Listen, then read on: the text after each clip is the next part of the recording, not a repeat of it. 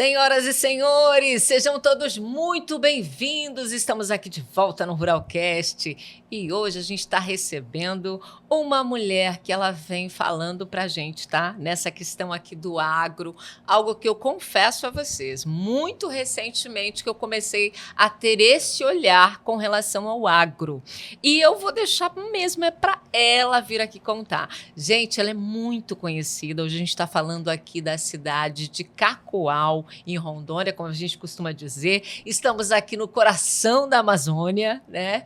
E ela aqui tem um dos maiores escritórios aqui na cidade de Cacoal, de advocacia, e eu estou falando da doutora Kátia Ribeiro. Doutora Kátia, seja muito bem-vinda ao Ruralcast, viu? E olha, confesso que o currículo e as histórias não tem como a gente deixar de contar, né? Seja muito bem-vinda. Muito obrigada, Rosângela e equipe.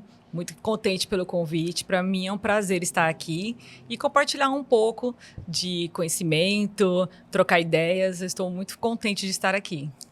E, Kátia, assim, ó, depois eu quero realmente, né, essa pergunta, né, que eu vou começar com ela, quem é Kátia Ribeiro, mas, ao mesmo tempo, assim, só para as pessoas que estão chegando aí, né, que é essa, a gente fala bem diretamente a galera do agro, né, e eu comecei dizendo que eu ia te receber justamente para a gente falar do agro, que é algo que eu fico impressionada, assim, né, as pessoas às vezes não param para, assim, se dar conta das leis trabalhistas dentro do agro, né? Dentro das fazendas, né? Sim.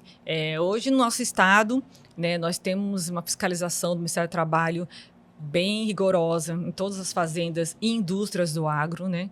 Então, o produtor rural e as empresas do agro, elas estão cada vez mais investindo em cumprimento das leis trabalhistas, investimento em segurança e medicina do trabalho, para evitar, né, prejuízos maiores. Na verdade, o primeiro motivo desse investimento é a saúde do trabalhador e o cumprimento das leis, né? Porque quando você tem as leis trabalhistas, você tem que cumprir, independente de ter fiscalização ou não, você tem que cumprir. Mas essa questão de segurança e medicina do trabalho, muitos produtores não observavam.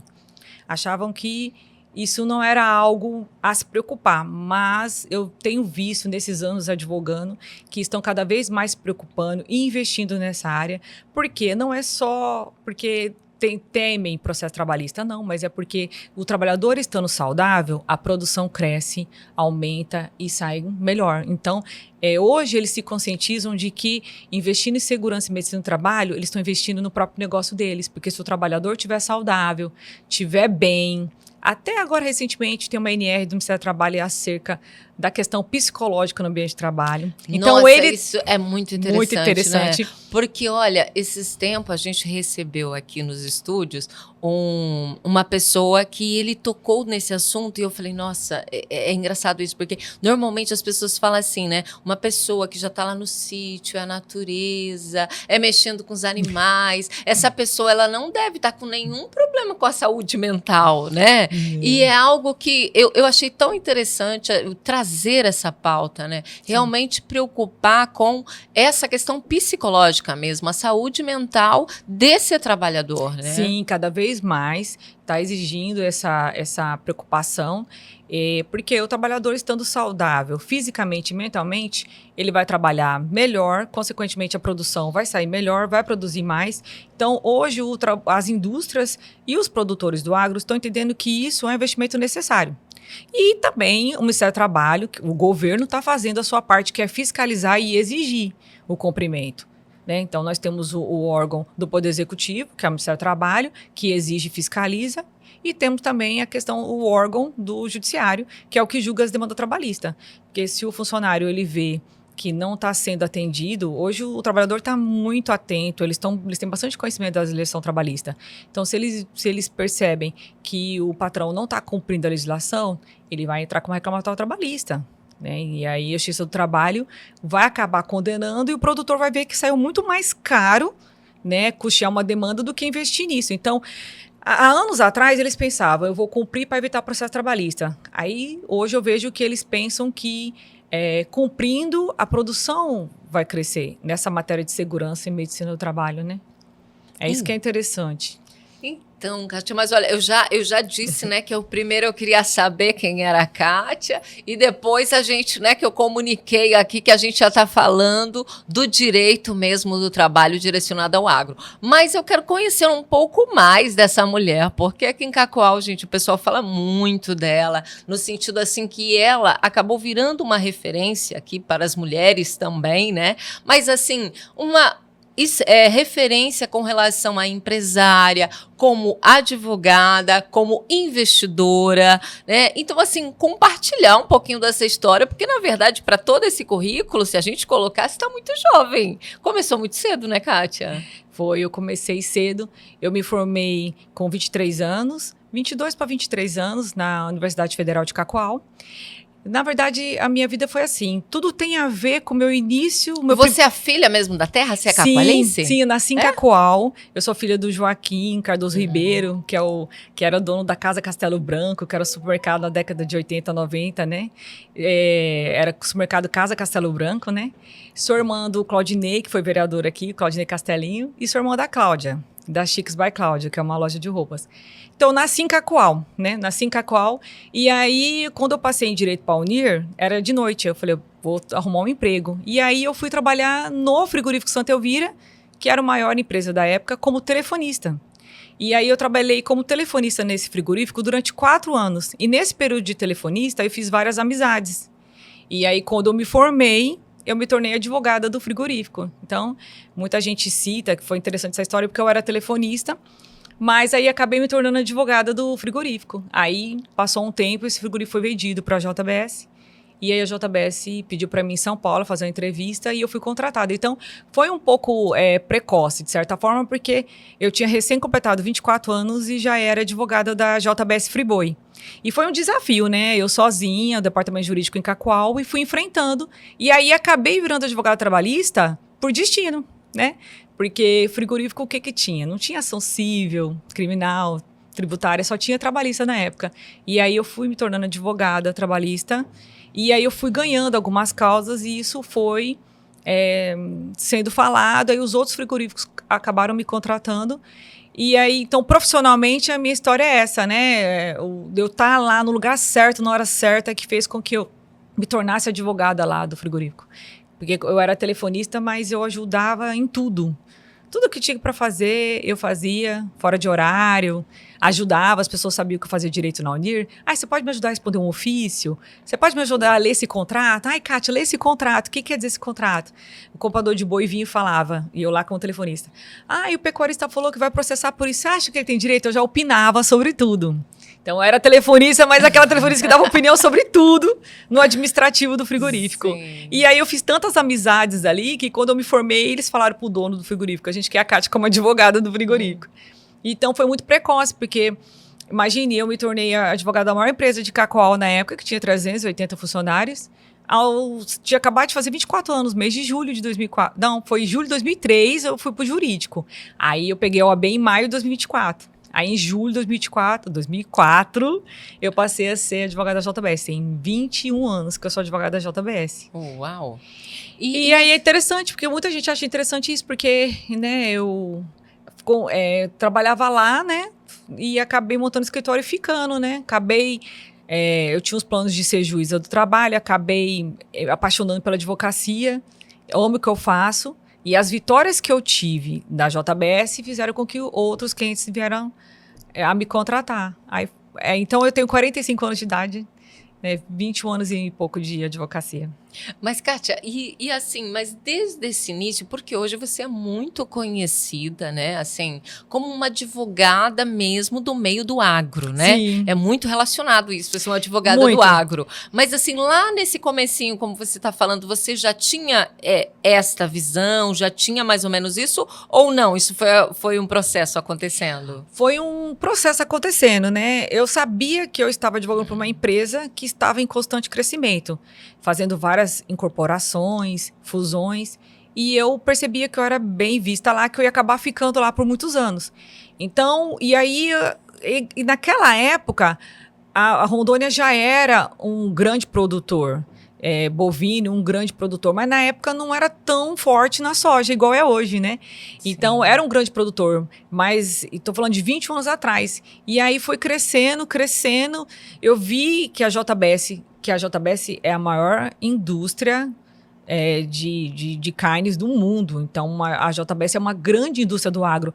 Para quem está na dúvida, você é advogado do agro, porque eu sou advogada das indústrias do agro. Então, a JBS é a maior empresa de carnes do Brasil e do mundo. Então, a JBS já estava crescendo, eu via crescendo, por onde eu olhava, Rosângela, eu via frigoríficos sendo construídos, né? Porque quando eu comecei a advogar, a Rondônia tinha, acho que 7 frigoríficos. Hoje, tem dezenas de frigoríficos. Então, o estado de Rondônia foi crescendo e eu fui vendo que a maioria dos advogados naquela época não queriam ser advogadas trabalhista patronal. As pessoas queriam ser advogadas de reclamante, que é advogado de reclamante que, em tese, ganha dinheiro. E eu fui por uma outra via contrária. Eu passei a me especializar em ser advogada trabalhista de empresas. Porque, realmente, maiores demandas as empresas ganham, né? A maioria as empresas perdem, né? Então, muita gente... Então, eu comecei a gostar, não me preocupar se aquilo ia dar retorno financeiro ou não. Eu só pensava no retorno ali do meu salário da JBS. Não pensava em retorno se eu estava na contramão advogando para empresas na área trabalhista. E aí, ao longo desses anos, eu fui vendo que era um nicho a você investir e dar certo. E aí todo mundo passava a falar, a Kátia, advogada da Friboi, montou um escritório. Aí fui contratado pelo Frigoserve na época, que era um frigorífico daqui de Cacoal. E aí uns fazendeiros começaram a me contratar para defender de demandas trabalhistas. E aí foi fluindo, sabe? Não era algo que eu imaginava. Porque eu imaginava que aquilo, eu não sabia se aquilo era momentâneo, mas é muito desafiador, eu fui pegando gosto, sabe, de advogar nessa área, e foi dando tudo certo. Aí eu sou muito conhecida como advogada de frigoríficos, todo mundo fala, a Kátia advoga para os frigoríficos, né? E aí acabou que eu advogo para fazendas e outras empresas do agro, né, também. E assim, Kátia, dentro de fazendas, né, qual que é realmente o maior desafio aí desses seus clientes e essas defesas aí? Como que é isso dentro de uma fazenda? Então, hoje as fazendas estão cada vez mais empresas, né? Hoje a fazenda, hoje o fazendeiro ele já começa a pensar como empresa, né? Então, o maior desafio é como ali você conseguir fazer com que o funcionário utilize um EPI, conseguir fazer com que o funcionário faça um exame periódico, conseguir registrar a jornada, porque não é fácil, né? Você fixar a jornada e pagar hora extra para quem trabalha no campo, né? Principalmente os pequenos produtores. Acho que a maior dificuldade, Rosângela, são os pequenos produtores. Aquele fazendeiro que tem lá 2 funcionários e o funcionário cuida do gado, ele tem que ficar de domingo a domingo trabalhando. E aí, como que você vai pagar as horas extras, registrar, obrigar a usar o IPI, evitar que ele se acidente? Então, o maior desafio é os pequenos produtores. Mas eu vejo que cada vez mais eles estão observando isso, estão se dedicando. Eu sempre oriento, você tem um vaqueiro e um ajudante, no dia, domingo, dar descanso para o vaqueiro e dar descanso no sábado para o ajudante. Tentar ver uma maneira de não descumprir a lei trabalhista, porque você não pode. Você tem que dar um descanso semanal remunerado, uma vez por semana. E até hoje tem muita gente que não observa isso. E aí eu falo, se você não cumprir, você vai perder a sua safra ou o abate daquela carga de boi para uma demanda trabalhista, né? Então, todo o seu esforço você vai perder num processo. Mas não é só isso. A questão é que o trabalhador vai ficar doente, ele não vai ter o descanso dele, então você tem que pensar no trabalhador também. Agora, eu advogo para umas empresas, para umas fazendas que já são como empresa, né? Que é a Fazenda Juliana, por exemplo, que é ali em Chupinguaia. Ela já é uma fazenda que ela é uma fazenda modelo em cumprimento de legislação e tudo, lá eles são, tudo assim, registrado. Só para você Aí explicar melhor para as pessoas, Uhum. porque assim, quem vai estar nos assistindo e que às vezes não tem nem ideia onde é que fica a Amazônia, onde é que fica a Rondônia, né? Uhum. Ou só para as pessoas terem uma noção, o que seria a Fazenda Juliana? A Fazenda Juliana é uma das fazendas mais conhecidas de Rondônia e acredito que da região norte. Ela é uma fazenda no qual ela tem um confinamento com capacidade para 57 mil cabeças de boi. Na última vez que eu fui lá... 57 mil? Isso, o confinamento. É um confinamento que tem 16 quilômetros de coxo. Pra você ter uma ideia. Uau. A última vez que eu estive lá, ela estava com 47 mil bois confinados. Ela é uma fazenda modelo, tanto em sustentação, questão ambiental e tudo, né? Lá eles têm projetos ambientais e represas, né? Tipo, as urinas e fezes dos bovinos, elas são drenadas, encanadas e vai para um tratamento, sabe? É uma fazenda modelo, inclusive Modelo ela até já de sustentabilidade. Sim, ela já recebeu várias TVs internacionais que foram lá fazer documentário, como a TV Al Jazeera já esteve lá, o canal rural, canal rural da Rede Globo. Sim. Globo Rural, ela é uma fazenda que todo mundo fala, né? Porque é uma fazenda muito grande, com muitos bovinos, e lá eles têm soja, eles têm o milho, a soja e tem o confinamento. Ele tem os dois, então tem a área lá da soja e a área... E eles conseguem ter essas duas culturas, digamos assim, tudo numa fazenda só. E lá tem vilas muito estruturadas. É uma fazenda que tem os alojamentos, uma estrutura assim de empresa mesmo, é a coisa mais linda de se ver. E fica em Rondônia. Fica em Chumbinguaia. Que é Rondônia. E Chumbinguaia fica divisa com o que mesmo? Chumbinguaia fica para frente, perto de Colorado. Tá. Já é pro lado Você acredita que eu fui para Chumbinguaia? Mas é porque você vai naquele trevo que você vai entre Pimenta e Vilhena, tem um trevo. Você pega aquele trevo e vai reto e sai em Chumbinguaia. Você não passa por nenhuma outra cidade. Então, por isso que eu não tenho muita referência. Quando eu fui por aquele caminho, né? Tá. Chumbinguaia é o local onde tem grandes fazendas. Tem até um frigorífico lá, que é o Marfrig, né? É uma região que tem muitas fazendas grandes do agro aqui em Rondônia, né? É uma terra muito fértil, um local que tem muitas fazendas grandes. E a Fazenda Juliana é uma fazenda modelo. O proprietário é o Alceu Elias Feldman, que na última Forbes está em 17º homem mais rico do Brasil. Ele que é o proprietário dessa fazenda. E eu estou advogando para eles já tem 6 anos. E eles são famílias que são daqui da região ou outra região? Eles são do Paraná. Ele reside em Curitiba, mas em Rondônia ele tem um diretor. Né? Em Rondônia, quem comanda todas as fazendas é o diretor deles, que é o Nadir Ranzini. E quem comanda tudo é o diretor dele, que é o Nadir. O Nadir que comanda todas as fazendas, todo o império do Alceu Feldman em Rondônia, que é muito grande, né? E aí é interessante isso, né? Tem tantas fazendas grandes que já tem modelo de empresa com os produtores pequenos. Os produtores pequenos também tem uma procura muito grande deles lá no escritório, com demandas trabalhistas. E aí a gente está sempre orientando. Legal que aqui em Cacoal os escritórios de contabilidade têm essa preocupação também. Até vou elogiar os contadores da nossa cidade, que eles têm bastante conhecimento, eles sempre orientam também. Então, quando eles já chegam já. Hoje, 90% dos casos que chegam, eles já têm a documentação de segurança, já tem o PGR, já tem o PCMSO, porque o próprio escritório de contabilidade, sabendo que é uma exigência do E-Social, do Ministério do Trabalho, eles já obrigam a fazer. Então, é bastante interessante. Antigamente não tinha, antigamente não existia isso. Hoje, quando o trabalhador vem, até o mais humilde, ele já tem uma documentação prévia, né? Da anotação da carteira, dos EPIs. Hoje é interessante, né? Mas na época eu peguei época que não anotava carteira, era diária. Hoje é muito raro.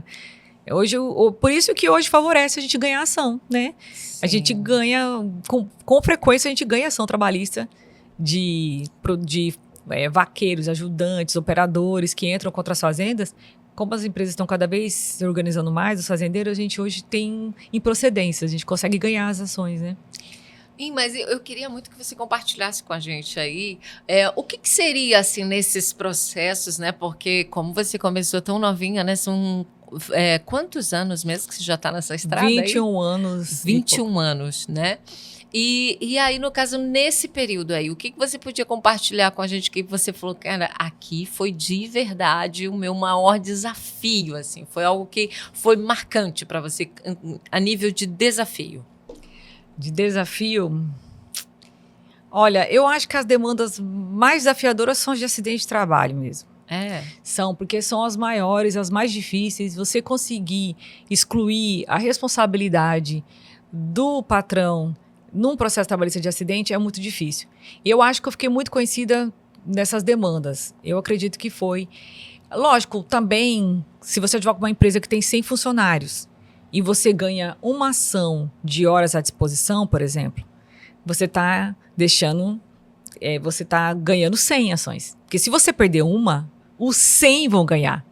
Então, a JBS valoriza muito, talvez tenha valorizado muito isso no meu trabalho, porque hoje a gente tem ações assim de horas à disposição, pela troca de uniforme, espera pelo ônibus, eles alegam várias horas à disposição, né? Entendi. E aí a gente tem ganhado, porque se a gente perde são 600 que vão processar a empresa, e aí vai dar milhões. Mas eu particularmente gosto muito das de acidente, porque veja bem, a empresa vai, fornece o IPI, fiscaliza, treina, obriga a usar, e o trabalhador vai, relapso, não utiliza aquele IPI e sofre um acidente, que custa a incapacidade, que gera a incapacidade dele. Aí depois ele vem e processa e pede milhões de indenização. Eu não acho justo, né? Se o meu cliente realmente adotou todas as normas, eu não acho justo. Então eu tenho várias demandas nessas que eu ganhei e que eu vejo que aquilo ali até surpreendeu juízes, desembargadores, escutei muitos elogios deles nessas ações que a gente conseguiu provar que o acidente foi causado por culpa exclusiva da vítima, porque eu forneci o EPI, eu fiscalizei e ele não utilizou. Lógico, eu tenho que provar que ele não utilizou porque nós não tínhamos conhecimento. Porque a partir do momento que você vê que o trabalhador está trabalhando sem EPI, você responde também por omissão. Então, você tem que agir fornecendo o EPI e você não tem que fiscalizar, senão você responde por omissão. Então, eu não acho justo, né? Não é porque eu estou sendo...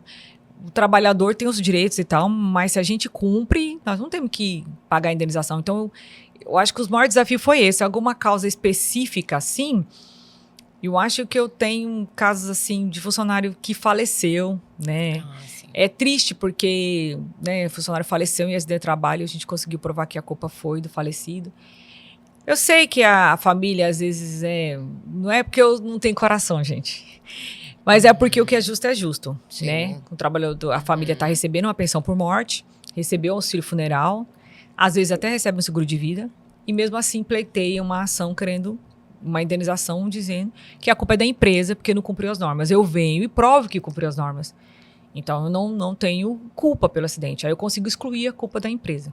Então, a gente tem que ser profissional, né? Sim, a gente sabe que o trabalhador, às vezes, ele tá ali trabalhando, mas ele não pode expor. Eu sempre falo, vocês, quando for conversar com um funcionário que trabalha em atividade de risco, que é atividade em altura, com eletricidade, com faca, quando você for contratar alguém que trabalha em atividade de risco, você tem sempre que falar para o trabalhador: eu quero que você faça o seu trabalho direito, mas não arrisque a sua vida por mim. Não arrisque a sua vida. Porque se você arriscar a sua vida, sua família vai sofrer, eu vou perder você. E não é isso que eu quero. Não é porque eu tenho medo de ter que indenizar sua família, é que não se arrisque. Eu não estou pedindo para você se arriscar. Então, se você vê que aquele é arriscado, não faça. Se o EPI não tá, remarca para fazer no dia que o EPI tá aqui. Se o teste de segurança não tá, faça só amanhã. É interessante que os meus clientes, eu já treinei eles para falar isso. Até semana passada veio um cliente meu e falou assim: Kátia, eu tava lá no silo e tinha um cara andando assim por cima do silo. Eu falei: rapaz, desce daí. Por que você tá aí em cima? Não é pra você subir aí, eu não quero que você se acidenta. Aí eu pensei, cara, eu aprendi com a doutora Kátia, agora eu tô preocupada se ele vai cair. Antes não se preocupava com isso. Então, acho que o principal é pensar no ser humano. E se você cumprir e proibir, e mesmo assim a pessoa sofreu acidente, aí você não tem que indenizar. Então, eu acho que esse meu jeito rígido de não aceitar fazer acordo e entender que a empresa não é responsável e ir até o fim da demanda é algo diferente, que eu percebo, né, com maior seriedade, que é algo diferente, que talvez a maioria dos advogados não querem enfrentar essa demanda, tem receio, né, de chegar para o cliente e falar assim, ó, deu milhões o processo. Não, Rosângela, a gente tem conhecimento, a gente sabe quando aquilo ali vai dar certo ou não. Se for perder, faz um bom acordo. Não estou falando aqui que eu vou até o fim. Tem causas que eu chego e falo, ó, infelizmente nós vamos perder. Você tem razão, mas tem um detalhe ali e tal. Basicamente, o meu dia a dia é esse. Eu atuo na área trabalhista. Então, estou sempre olhando os riscos do processo, a documentação se tem ou não, e orientando também na área preventiva, né? E agora, talvez, não sei se você vai perguntar, talvez eu acho que hoje o que o agro mais tem que se preocupar é as ações de insalubridade. Tem muita. Tem muita ação de salubridade, risco biológico do vaqueiro, né? Tem bastante ações nesse sentido, né? Vê certinho. Contrata um teste de segurança ou um engenheiro do trabalho, pede para fazer o PGR, pede para analisar se realmente aquela atividade é insalubre ou não, se tem exposição ou não, e comece a pagar a insalubridade do trabalhador. Porque se você não pagar e for constatado que é insalubre, você vai ter que pagar tudo retroativo. Hoje é uma das, talvez, se você for me perguntar isso, essa é uma das demandas que mais tem. Horas extras também, anotação de carteira. Uau! Muito Fornecimento de moradia digna, né? Porque eu tenho casos assim de trabalho escravo, sabe? Mas aqui mesmo, Rondônia, ainda você encontra, olha, com tanta divulgação, com todo mundo tão em cima, ainda que agora o entendimento é a caracterização do trabalho escravo contemporâneo. O que quer dizer? Que não precisa ser análogo à escravidão da época lá do Império para ser considerado escravidão. O trabalho escravo contemporâneo é o seguinte: se você não fornecer água potável, não fornecer a moradia dentro das normas, já é perigoso ser considerado trabalho escravo.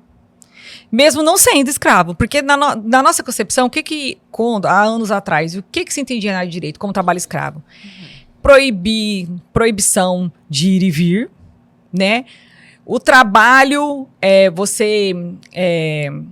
você trabalhava e o seu salário ficava, boa parte, pagando as próprias despesas na fazenda, né? Que é o trabalho, esqueci a palavra, é o trabalho, você acabava gastando, pagando a sua comida e tudo. Que é o tipo servidão.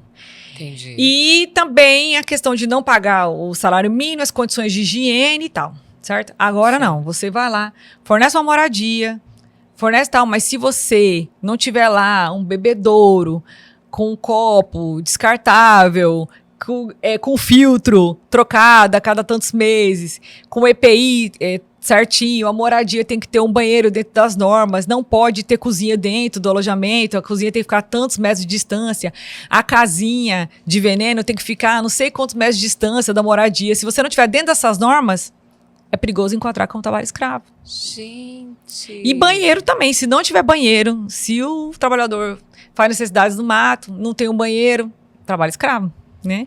Então, é complexo, tem que cumprir, tem que ter todas umas regras, que se eu for falar aqui, claro, vai dar, sim. Mas é basicamente isso, né? Alimentação saudável, água potável, moradia digna, colchões, tem que ter roupa de cama, se tiver só o colchão lá no chão, já enquadra, né? Tudo pode enquadrar, porque é o que eu tô falando, né? A questão do contemporâneo, que é o enquadramento que o Ministério Público do Trabalho está fazendo. Assim, sinceramente, eu tô falando da impressão que eu tô ironizando. Eu não tô debochando, não tô ironizando, eu estou até de acordo. Eu entendo o papel do Ministério Público do Trabalho. Eu acho sim que você tem que fornecer tudo de acordo mesmo, tá? Porque se você só bebe água potável, por que o seu trabalhador tem que beber água do rio? Tem que beber água da torneira, entendeu? Então, assim, eu penso que é plenamente possível você se enquadrar, né? Você deixar um trabalhador dormir no chão, não tá certo. Sim. Então, assim, talvez eu tenha falado de um jeito que ficou parecendo, não, gente, eu sou a favor. Eu sou a favor. O que eu não sou a favor é de, em vez de vir fiscalizar e orientar e dar um prazo para a fazenda se adaptar, é vir já deflagrando uma investigação e já vir multando. É isso que eu não sou a favor. Eu acho que eles deveriam orientar e explicar, entendeu? É nisso que eu não sou a favor. Mas que a empresa tem que fornecer, né, um dormitório dentro de condições, água potável, comida nutritiva, né? Isso eu sou a favor. Não, e eu Só para acho- deixar claro, porque às Sim, vezes ficou não, parecendo claro, que eu fiz não, uma ênfase. Não, mas não ficou parecendo isso não, mas o que eu quero dizer também é que eu acho que para o próprio, né, ali, o contratante ali, né, a pessoa da fazenda, eu acho que é tão interessante também se ele oferece o melhor, Sim. porque às vezes hoje as pessoas têm tanta mania, né, de largar aqui e ir para outro lugar, aí as pessoas falam, não vou para lá, né, eu quero ficar aqui, eu tenho comida boa, Nossa, você eu falou. tenho, né, um lugar legal para me morar, eu quero ficar aqui porque me oferece melhores condições, né? Sim, nossa, eu adorei esse ponto que você falou, porque eu tava conversando semana passada com o seu Ronaldo Ribeiro, Aham, lá na academia do Vila Romana, a gente tava conversando e ele tava falando aham. que ele tem investido em contratar a esposa do vaqueiro para trabalhar, porque daí ele não vai querer ir embora. Por quê? Porque tá cada vez mais o trabalhador tá lá, você treina, tá acostumado com a fazenda e fala assim, ai, eu vou embora, eu vou para outra fazenda, minha mulher não gostou de morar aqui, eu vou tal. Se você dá emprego pros dois, pra família, dificilmente eles vão embora. Aí se você fornece condições de trabalho excelentes, eles não vão embora, muito pelo contrário, eles vão fazer da sua fazenda o lar deles, criar os filhos dele e vão ficar. Então eu achei muito interessante, porque é isso que a Fazenda Juliana já faz e vários Legal. outros clientes meus já faz. Né, que é contratar famílias, que daí eles vão ficando, sabe? Aí eles instalam escola na fazenda, igreja, sabe? Um refeitório que eles possam se encontrar, uma vila que eles possam ter convivência social, porque realmente o que você falou é verdade, a maioria não vai ficando no trabalho, se o trabalho não for agradável e não tiver cumprindo a legislação trabalhista, fornecendo dormitório, comida e água boa, eles vão acabar indo para outra, vão trocar de fazenda e não vão ficar. Faz todo sentido. É interessante isso, né? Legal. Mas então, e você, na verdade, né, vai, pelo que eu vi, você vai em loco, né? Vai lá mesmo na fazenda? Você vai muito? Não vou assim. Na verdade, hoje, a gente não vai. Com a tecnologia, até que a gente não vai tanto. Eles mandam vídeos, fotos, né? Porque as fazendas são longe. Tá. Mas quando tem alguma perícia no local de trabalho, vai algum advogado do escritório, sim. Não necessariamente vai eu, às vezes vai um dos advogados do escritório. Vai o doutor Felipe, alguém, aí eles vão lá, se deslocam e vão lá, no dia da perícia, né? Hoje, no seu escritório, você tem uma equipe, e essa equipe hoje são quantos, assim? Nós somos em 4 advogados. Tem o doutor Felipe Duda, a doutora Isabela Fusari e a doutora Taiwane. E nós temos 2 pessoas que é da controladoria, que é a Carla e a Yara. Por que tem que ter... O que é a controladoria?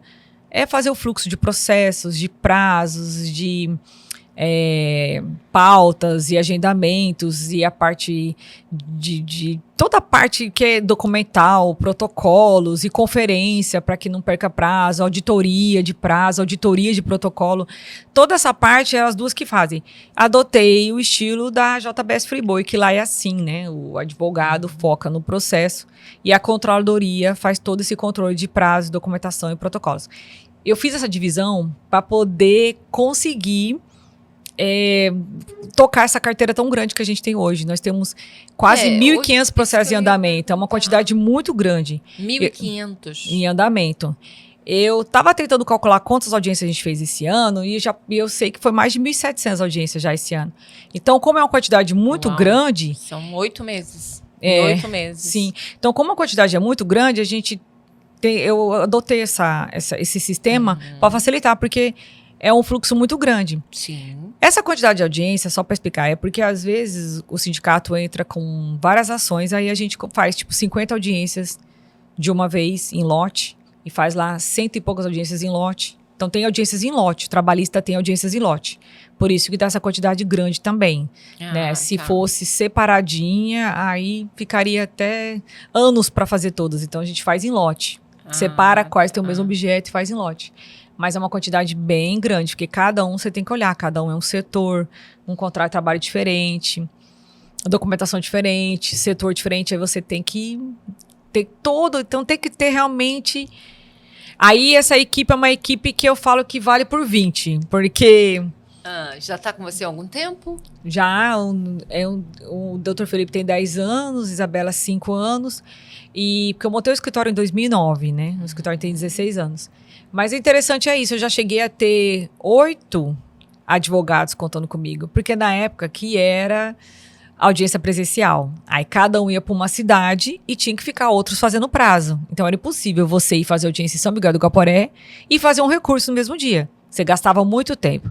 Quando veio a pandemia, e aí começou a ser as audiências online, depois foi implantado o juízo 100% digital, nosso TRT, e passou tudo a ser por vídeo. Então hoje a gente faz audiência em várias cidades no mesmo dia, não tem esse deslocamento, essa perda de tempo, então você consegue fazer audiência e peticionar no mesmo dia. Então acabou que eu diminuí a quantidade de advogados.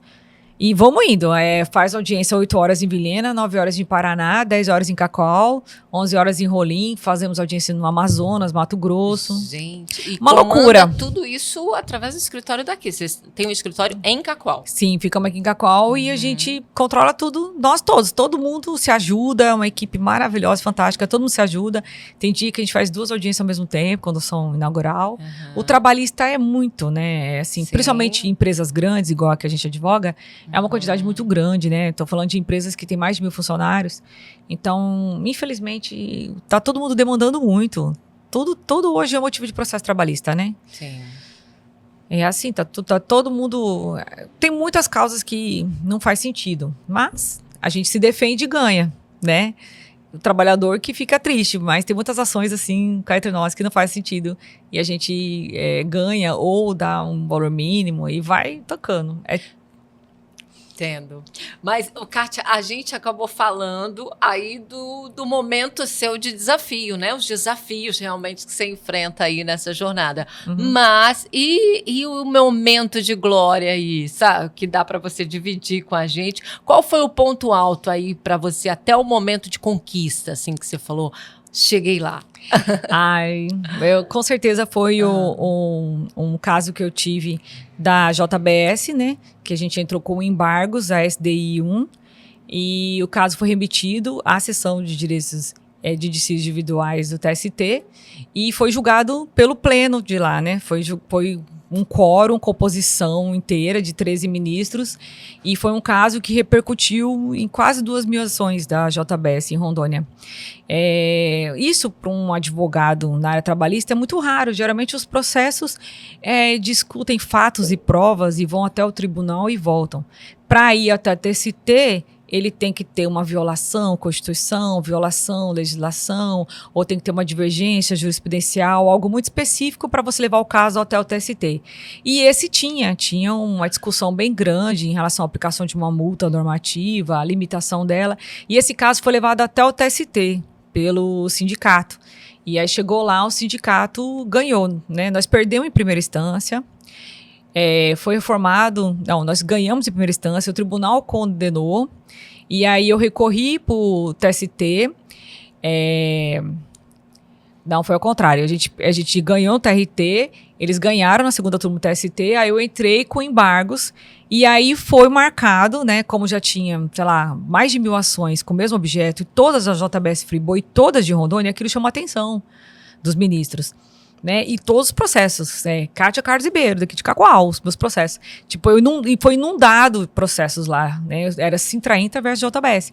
Então, de repente, o TST recebeu, tipo, o que é isso? 1.000 recursos do Sintra-Intra ou JBS, quem ganhava, um outro recorria.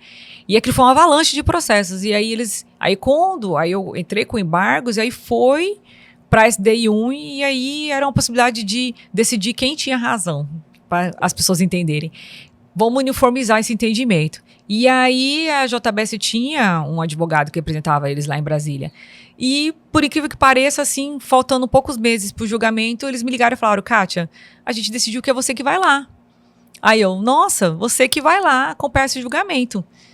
E eu me senti muito lisonjeada. Aí eu fui, né, participei lá do julgamento.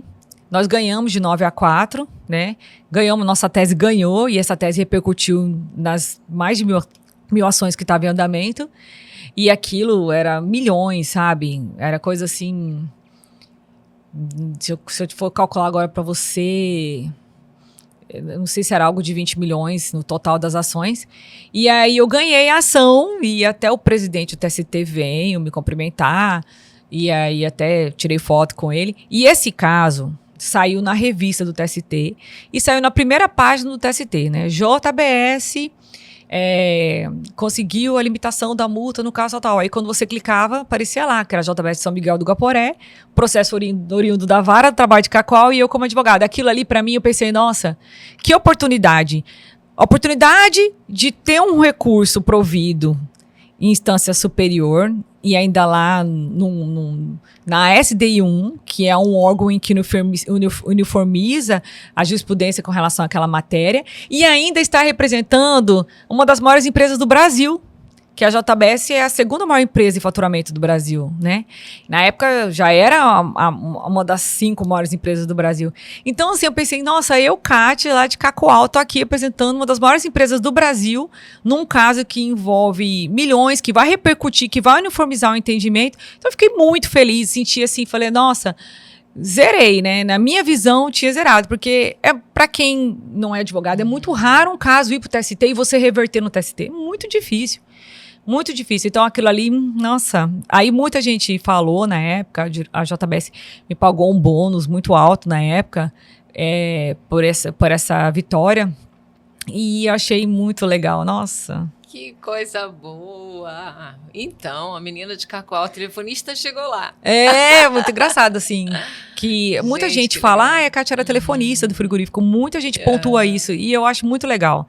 Porque realmente eu estava no lugar certo na hora certa. Eu era como telefonista ali, fui chamando a atenção dos gerentes e aí acabei me tornando advogada. Se não fosse isso, Rosângela, com certeza eu não teria sido contratada como advogada deles. Porque na época já tinha os figurões, os advogados top aqui de Cacoal, que já eram feras na área trabalhista. Então por que contratou eu? Porque eu já estava lá. Porque eu já tinha... já demonstrava que era bastante interessada, estudiosa e também tinha as amizades certas. E em frigorífico eles têm essa questão. Hoje tem vários jovens aprendizes que são gerentes, coordenadores regionais. A JBS, a Distribui, o Frialto, que são meus clientes maiores, eles têm muito essa questão de carreira. É muito interessante. Em muitos casos, o diretor foi o menor aprendiz de tal unidade. Tem muito isso. Tem muita gente com 20, 30 anos na JBS. É legal que eles investem muito nisso. Eles dão chance para a pessoa crescer, né? Sim. E aí foi assim, eu lá... Sim, porque você imagina, eu era advogada só de Cacoal. Aí a JBS foi e comprou o Grupo Bertin.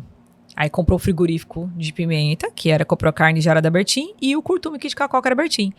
Eles não pensaram 2 vezes, me ligaram e falaram, Kátia, nós estamos passando para você, nós vamos tirar o advogado de Pimenta e o advogado de Cacoal que tá, e você vai ser advogado da JBS de Pimenta e do curtume, agora você vai ficar com 3 filiais. Eles não hesitaram em trocar de advogado e passar para mim mais 2 filiais. E aí eu fui crescendo com eles, porque de repente eu já era advogada de 3 unidades. Aí eles compraram Independência e Rolim. Você agora é Rolim também. Compraram o Guaporé Carne São Miguel. Kátia, estamos comprando frigorífico em São Miguel. Vi que é perto de Cacoal. Você agora é advogada de São Miguel. E eu falava, nossa, eu sou advogada da JBS de São Miguel, de Pimenta, de Rolim e tal. Então eles sempre investiram em mim, sempre viram que eu lutava, acredito, né, que eles viam que eu vestia a camisa, entendia a missão e os valores da empresa, isso é muito importante. Quando você vai advogar para uma empresa, você tem que entender a missão e os valores daquela empresa. Porque, querendo, você é o cartão de visita daquela empresa. Então, tudo que você fala pode te respingar na empresa. Então, você ser séria, ser honesta, ser correta e entender a missão e os valores da empresa é importante. E eu acho que eu entendia muito isso. Por isso que eles foram adquirindo os frigoríficos na região e foram passando para mim. E aí, por isso que eu fui crescendo. Isso que é interessante. Interessante eles investirem em mim, porque eles poderiam ter contratado um advogado em São Miguel. Mas não, Kátia, você tá em São Miguel, é perto de Cacoal. Então, foi isso. É interessante, é legal. Eu fico muito feliz. Hoje, quando eu olho para trás, eu falo... Que legal, né? Eu devo muito, agradeço muito. Eu falo muito da JBS, mas porque eu tenho uma gratidão muito grande. Se não fosse eles... eu não teria os outros clientes. Eu acredito que foi através deles, a oportunidade, que acabou vindo os outros clientes, né? Então, eu tenho muita gratidão. A primeira porta que se abre é sempre a mais difícil de saber, né? Então sim, é muito bom, né? Nossa, é muito difícil. Bom. Hoje, para quem está começando... É difícil, mas não é impossível, tá? Tô vendo muitos advogados aí arrasando, tá? Gente que acabou de pegar o AB e tá arrasando. Tô sempre elogiando eles. Quando eu faço audiência com eles, eu falo, doutora, que peça perfeita. Aí até eu falo, eu vou fazer acordo porque eu tô vendo que eu vou perder. Porque você... Tem muitos advogados bons, tá, gente? Muitos. Tem muitos. Cacoal, o ensino jurídico, acredito que tem bastante advogados. Acho que eles também, antes de entrar com uma ação contra uma empresa grande... tem que preparam, né? Se preparam. Sim. Não dá pra ir como amador pro game, né? Sim. Mas assim, e Kátia, outra coisa que você tem se destacado muito, independente da questão aí do direito, você também tem investido bastante, você virou realmente uma empresária em Cacoal, né? Então, assim, é outro destaque. O que foi, assim, que levou você também a focar nesse outro lado aí, que não é só, né, essa questão do direito? Foi assim, eu comecei a pensar, eu quero investir em algo, né? Aí eu pensava, investir em gado para mim, que sou mulher, eu fiquei grávida cedo, com 24 anos eu engravidei, então eu vivia naquela correria, eu falava, se eu for investir em gado, eu vou ter que alugar pasto e tal, e eu sozinha. E aí eu pensei, vou comprar imóveis para alugar, né? Uma das pessoas que me deu essa dica na época foi o Marquinhos Teca, né? Que chegou para mim e falou, Kátia, por que você não compra aquele imóvel, aluga, me dá uma renda boa? Que o meu escritório era pertinho da Esteca, né? E aí eu comecei a comprar um imóvel, outro. E aí outros corretores foram me oferecendo e eu fui investindo em imóveis e alugando e formando uma carteira de aluguéis, né? Por que eu pensava, Rosângela? Eu preciso ter uma outra fonte de renda, não depender totalmente da advocacia, porque a gente não sabe, eu trabalho com contratos, eu não tenho estabilidade. Eu tenho contratos com as empresas na época, né? Mas eu pensava, e se algo mudar e tal? Então eu pensava, eu vou criar outras fontes de renda.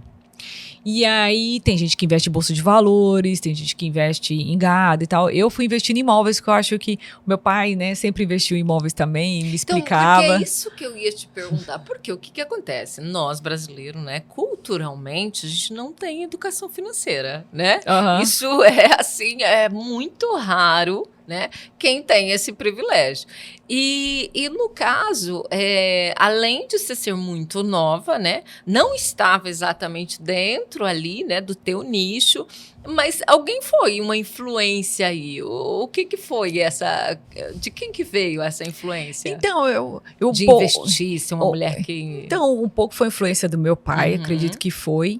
O meu pai, ele não é de falar muito, mas implicitamente ele foi me influenciando, porque quando eu era criança, ele me levava para mostrar os lotes dele, ele fala lote, os lotes dele e tudo. E um pouco é estranho, Rosângela, porque eu acho que é algo meu mesmo, sabe? Eu sempre fui econômica. É algo meu, assim, que não sei explicar, né? E eu tinha aquela coisa, tipo, eu preciso, não importa quanto que eu ganho, importa o quanto que eu guardo. Então, sempre, uma das regras que eu tinha, quando eu tinha 19 anos, que eu fui trabalhar no frigorífico, era uma regra assim, eu tenho que guardar o máximo do meu dinheiro. Então, eu vou guardar, tipo, 80% do que eu ganho. 80?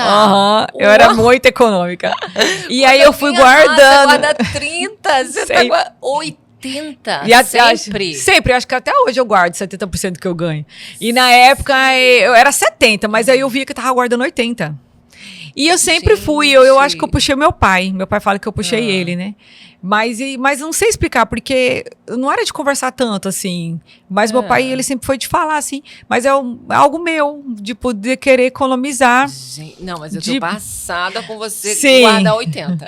Nossa, aí eu sempre... Foi muito engraçado. Eu fui guardando. E aí assim, trocava NPR lá no frigorífico. Vinha com as NPR menor, a menina da financeira falava, Kátia, tem uma NPR aqui de 4 mil, você não quer trocar? Você dá 3 e pouco... E a NPR daqui 30 dias é 4 mil. Bora? Coisa de trocar NPR. E eu tinha, gente, eu tinha 19 anos de idade. E sabe? E ficava já querendo trocar NPR. Não dá pra entender isso. Hoje eu falo assim, que realmente eu...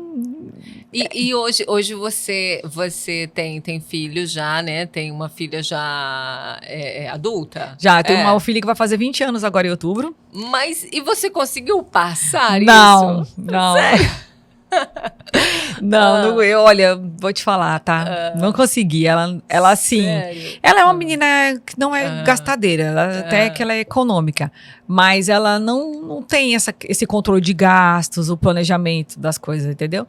Por exemplo, eu dou mesada pra ela, no lugar dela, eu estaria guardando uma parte. Não, ela gasta, né? Ela gasta, mas ela gasta assim, porque os jovens gastam, né? Sim, claro. Mas nenhum das minhas filhas, assim, tem essa visão de eu preciso economizar para o meu futuro. Não, elas Realmente, é engraçado Kátia, isso. você é diferenciado. Eu já até fiz essa questão de perguntar se a filha tinha, porque eu falei, gente, será que tá no DNA? Não, pra você ter uma ideia, eu tinha 19 anos. Olha como é que era engraçado. Eu era telefonista. Aí a outra era eu, 6 horas, das 6 a meio-dia, e a outra do meio-dia às 18. Uhum. No horário de verão, era das 5 às 11, às 11h17. Aí a outra telefonista chegou e falou assim, Kátia, eu tô grávida. E agora?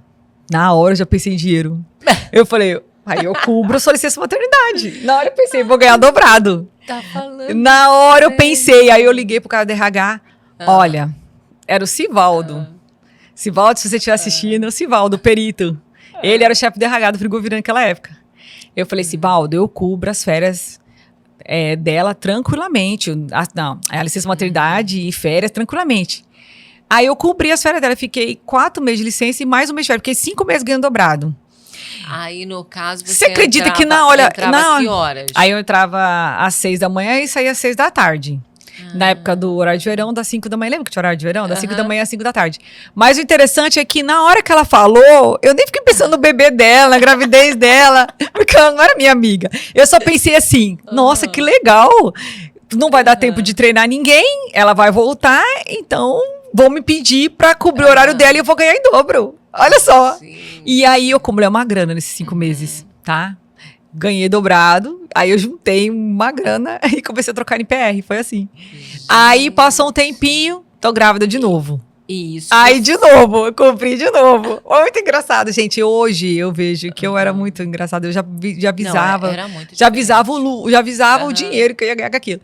Lógico, eu era sensível, né? Aham. Eu sei, mas na hora eu pensava nisso. Sim. E foi muito interessante, que daí... Não, mas Então, sempre tive realmente essa- uma visão diferente. sempre tive É essa uma visão de diferente da maioria. Sim, sempre Né? tive essa visão de poupar, investir, Uhum. mas também gosto de conforto, né? Como eu tinha te falado, eu gosto de viajar, gosto de ir para os lugares bons, gosto de morar bem. Eu gosto de manter um padrão de vida muito confortável.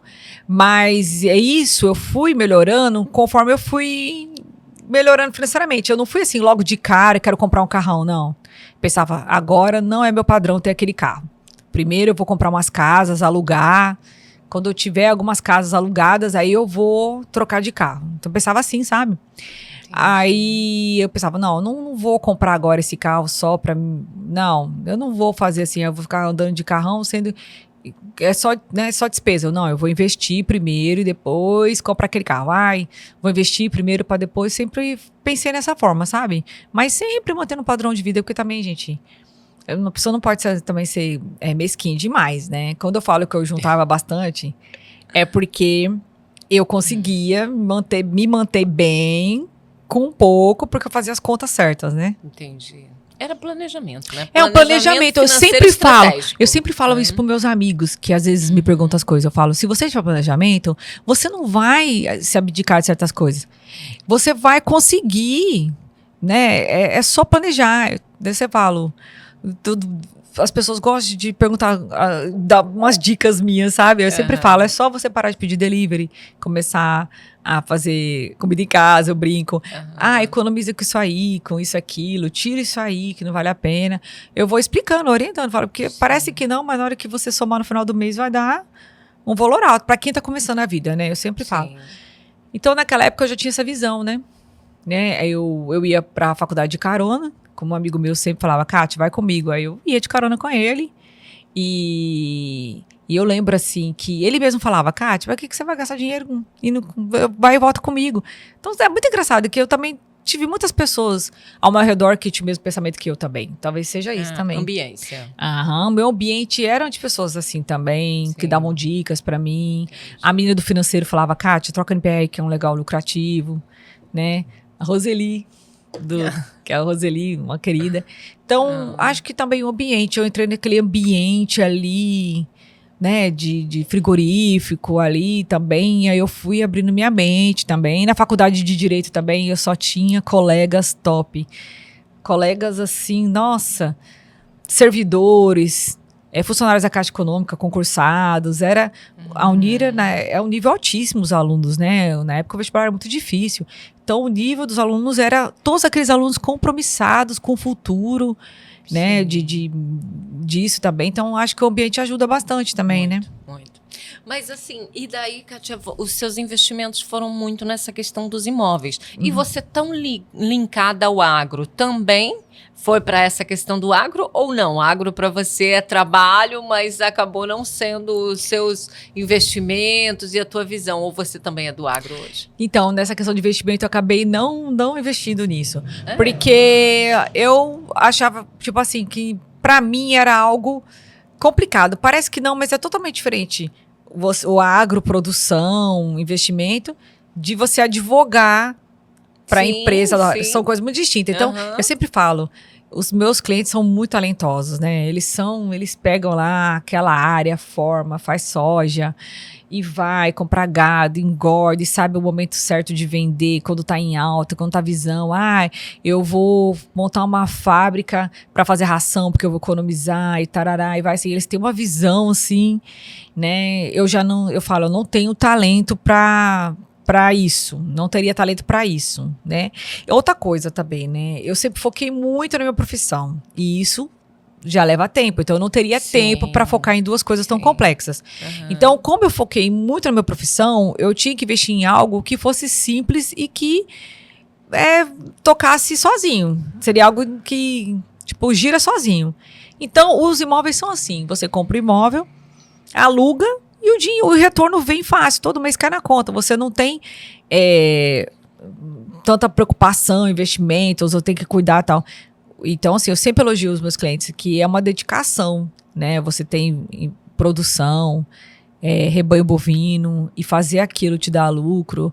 São pessoas, são insumos, investimentos, crédito que você tem que pegar e fazer conta, o que crédito vale a pena ou não. Envolve muito conhecimento, inteligência, dedicação, estratégia, você disse tudo. Isso tudo leva bastante tempo. Então, a minha estratégia, o meu conhecimento, tudo é em relação à advocacia, no que eu posso melhorar para atender os clientes e tal. Então, o que eu pensava? Uma maneira... Juntar na poupança não vai adiantar, não vai triplicar meu dinheiro. Agora, se eu comprar aquele imóvel que vale 1 milhão por 500 e alugar ele por X, vai ser melhor. Então, eu fui comprando imóveis e alugando, formei uma carteira de aluguéis comerciais, só tenho, acho que 2 imóveis residenciais, que não é muito a minha área. E aí, acabei tendo imóveis comerciais e alugando. Aí, compro o terreno, construo, ou compro o prédio e reformo e alugo. E fui investindo nisso, porque é mais tranquilo mesmo. Lógico, tem às vezes um trabalho ou outro, mas é muito tranquilo o investimento nessa área, né? Que maravilha. Não, eu não consegui fugir da pergunta, né? Porque eu vi você tão assim, focada nessa questão, né, de investimentos, que eu falei, né? E às vezes pessoas que nem têm esse contato e nem têm, né, tanto contato com agro, acaba mesmo não entendendo, a pessoa vai investir lá. Sim. Aí eu falei, não, eu vou perguntar, porque deu aquela curiosidade. Sim, porque eu tenho vários colegas advogados que têm gado, né? Que têm gado, principalmente o gado de engorda, ou você até a terra, compra a terra, ou você arrenda, coloca o gado lá para engordar, contrata um vaqueiro experiente e tal, o negócio flui. Você só precisa ir uma vez por semana na fazenda, fazer as contas, ver a estratégia de qual é a melhor maneira de vender, ou questão do custo também, fazer conta e tal. Eu tenho colegas advogados que têm rebanhos de gado, assim, que falam, Kátia, por que você não investiu nisso e tal? Aí eu fico, mas eu nunca tive vontade, acredita? Assim, o meu pai é pecuarista, né?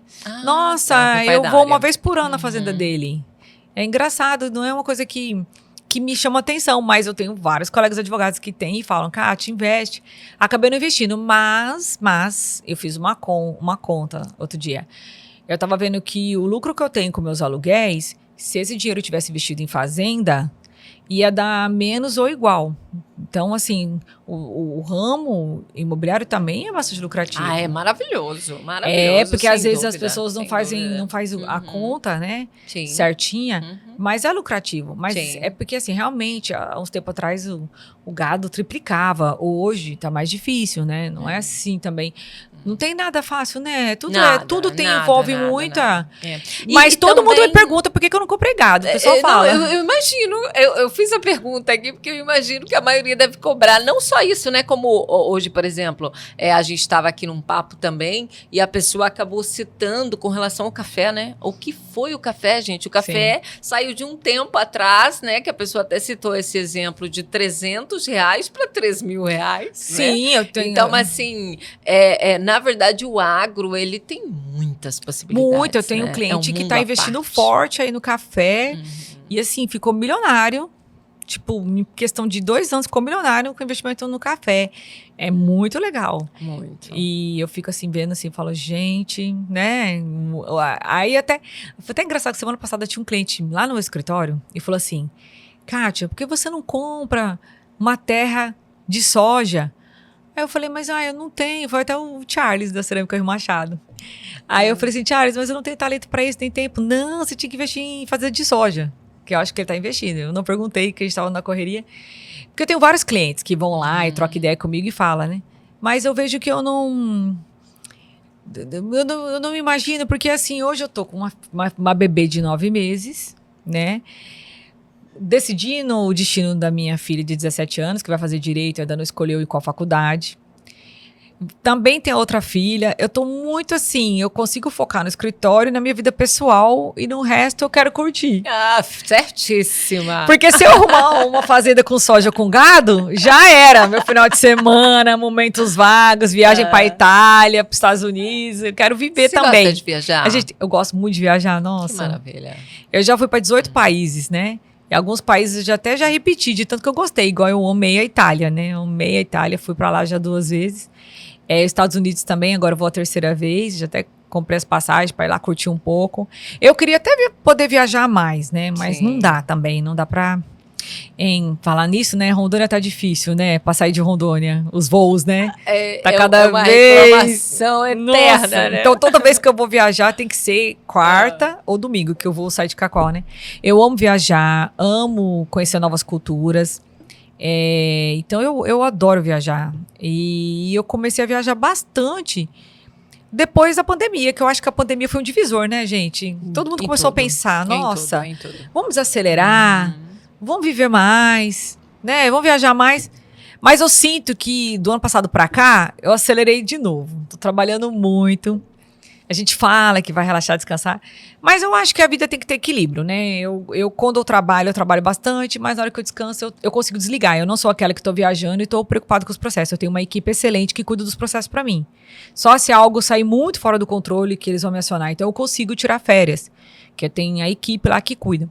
Então eu consigo desligar. Então eu não me importo de trabalhar muito e depois descansar. Tem gente que, né? Ai, cara, você tinha que trabalhar menos e tal. Não, eu tô bem, eu sou feliz assim. Tá tudo certo. Mas é muito bom viajar, né? Eu gosto de viajar. Mas assim, Kátia, eu queria, né, essa questão de te conhecer realmente aí um pouco melhor. Esse teu conhecimento nesta área, né, do agro que eu te falei, que pra gente foi realmente um presente aqui, você vir e a gente conseguir compartilhar. E agora, pra gente, né, ir finalizando aqui, eu gostaria muito, se você pudesse compartilhar, porque com esse teu conhecimento, qual o conselho realmente que você poderia dar nesse teu ramo, que como você falou, você acaba sempre dando um conselho, já compartilha ali. Então, assim, aproveitando isso também, aproveitando que a gente vai chegar aqui em muitas pessoas do agro, né? E pessoas que de repente estão lá não sabendo mesmo, às vezes, o que lidar, porque às vezes acontece muito, né? Essas pessoas não ter o conhecimento, tipo assim, recebe uma correspondência, ele já se desespera, Sim. né? E ali não sabe o que fazer, e às vezes, né, como a gente também sabe que tem tantos aventureiros do mercado, né, pode às vezes cair uma situação até errada, né, justamente por falta de uma orientação, né?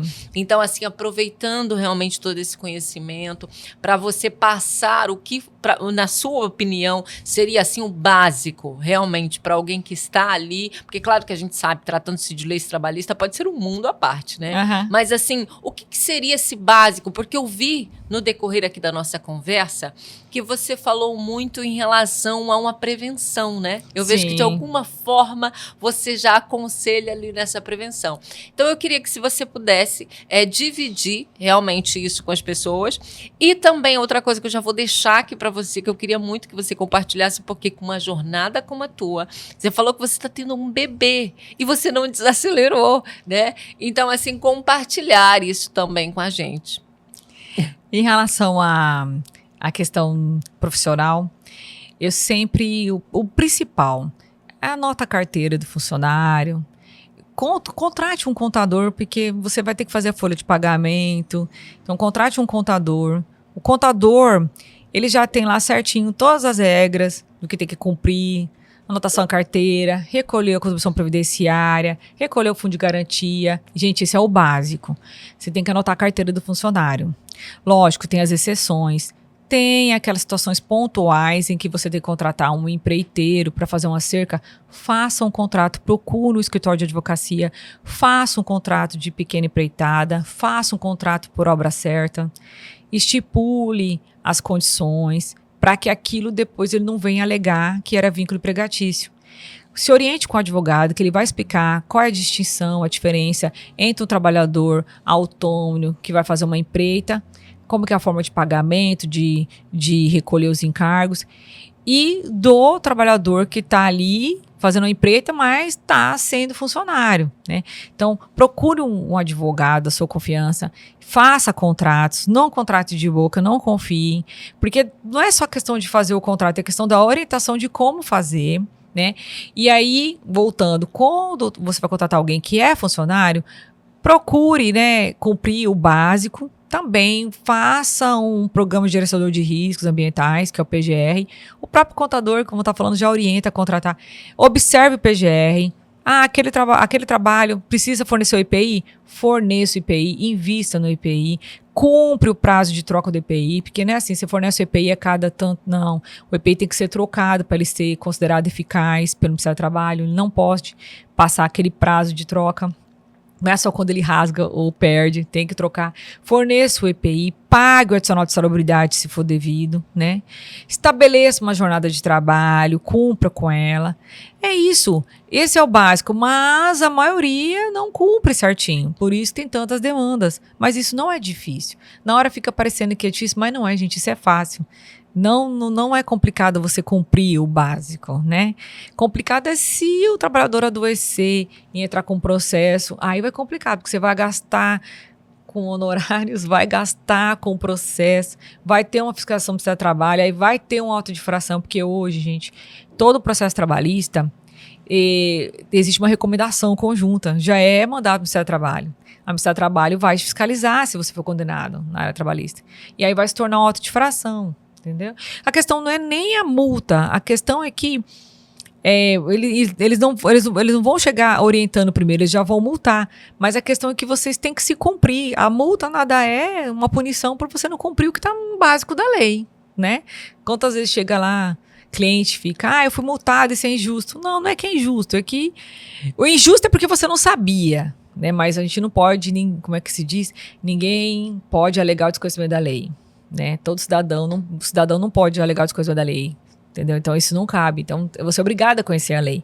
Então busca alguém que te oriente, né? O primeiro passo com relação à folha de pagamento é o contador, e o contador aliado ao advogado trabalhista, ele vai conseguir indicar para você qual é a melhor forma de contratar o funcionário. Aí que tá, é muito importante ter um advogado trabalhista nesse momento também, porque às vezes o contador vai fazer um contrato de trabalho básico e às vezes aquela função merece um contrato de trabalho diferente, com cláusulas diferentes. Já ganhei muitas demandas trabalhistas porque o contrato de trabalho estava bem redigido, não era aquele contrato de trabalho básico que os sistemas de contabilidade de RH fornece. Então tem certos tipos de contratação que você precisa contratar com cláusulas diferentes. Então hoje eu estou sendo muito procurada porque os fazendeiros estão vendo que não é só assinar aquele papel básico que gera no sistema. Você tem que pensar bem quais cláusulas, o que ele vai fazer para não dar acúmulo de função, para aí depois ele não vir falar que ele não foi contratado para fazer aquela função, o enquadramento da função certa no CBO, tudo isso tem que ser bem analisado quando você vai contratar alguém.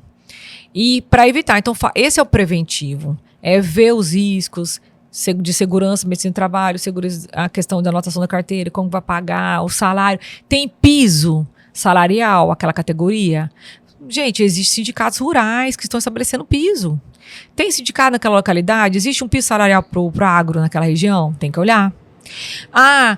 Eu quero estabelecer as minhas próprias regras. Vamos procurar o sindicato, vamos fechar um acordo coletivo de trabalho, nele colocar cláusulas que atendem a sua fazenda. Foi assim que a gente fez a Fazenda Juliana. A Fazenda Juliana queria fazer certas coisas ali, e aí a gente procurou o sindicato rural lá da região e firmamos um acordo coletivo de trabalho. Lá a gente colocou uma possibilidade de prorrogação de jornada de 4 horas por dia dos operadores de máquina, do operador de coletadeira, né, dos operadores de pulverizador, tudo, a gente colocou lá.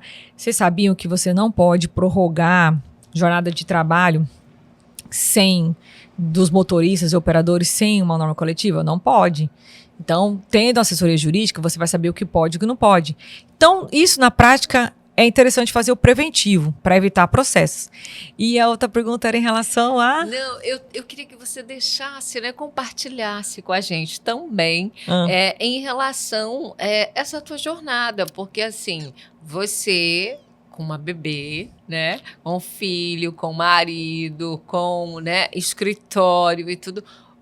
Como que é isso, sabe? Assim, porque quantas mulheres, né, que hoje tá tentando fazer esse equilíbrio, né, entre a vida pessoal, a vida profissional, aí... E então, assim, você pode dar mentoria, que eu tô vendo, né, sobre isso.